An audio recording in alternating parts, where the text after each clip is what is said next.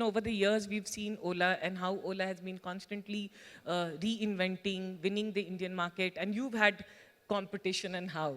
What are some of the things that you've done to be here at the, be at the top of the game? Because all the entrepreneurs would like to be in the place that you are in. Till about last year, we were primarily India focused. Today, we are in 4 countries, India, Australia, New Zealand, UK. We operate in about 250 plus cities. We've also gone beyond the ride sharing or the mobility services play into Ola Electric, which is, we are designing and enabling electric mobility for the future for countries like India, and we are already taking that beyond India also. The whole trend in which this all comes together is mobility as an industry is actually one of the largest industries in the world. And a lot of our money, our wallet is actually spent on our car or the fuel in the car or maintenance of the car or using Ola or our competitors, etc. Right? Now, this mobility industry traditionally was based on a paradigm of owning a vehicle. Yeah. आप अपना scooter खरीदोगे या अपनी गाड़ी खरीदोगे. Now that has changed because the generation today, the youngsters, millennials, they don't want to own stuff, right? They want to experience stuff. And that's a big paradigm shift which is happening not just in our industry but across industries, right? And that's the kind of consumer wave that our industry was built upon. And it's only going to increase, right? So people today, India sells about 3-4 million cars a year. Total, we have about 30 million cars. To give you a comparison with China, China sells 20 million cars a year.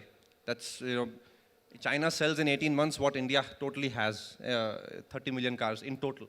And yet our roads are full of traffic, right? So this focus of increasing the penetration of shared mobility, of using vehicles and cars, autos, two-wheelers as a service is going to be a big focus for us in India. In India, till we started from the big cities, the top 5-6 cities, but now we are taking our brand, our services much deeper into the country.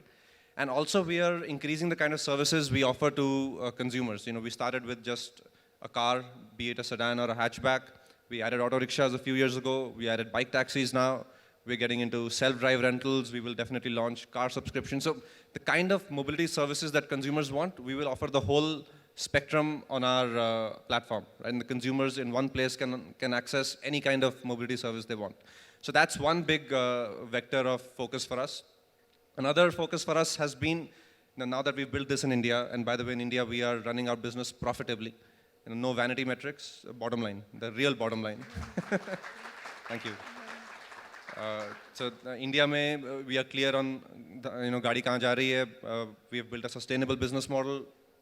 Now we want to take this global. Our ambition is we want to build, an Indian consumer brand on the global stage.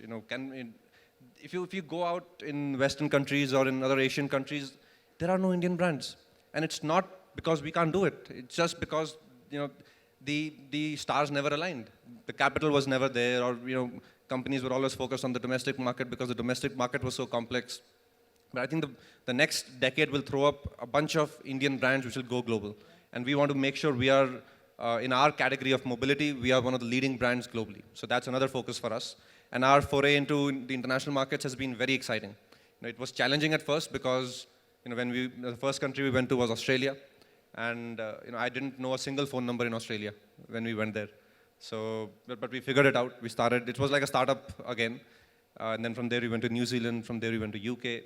So it's an early journey, but it's growing very well. It's very exciting, and we want to build the best choice for consumers in those countries.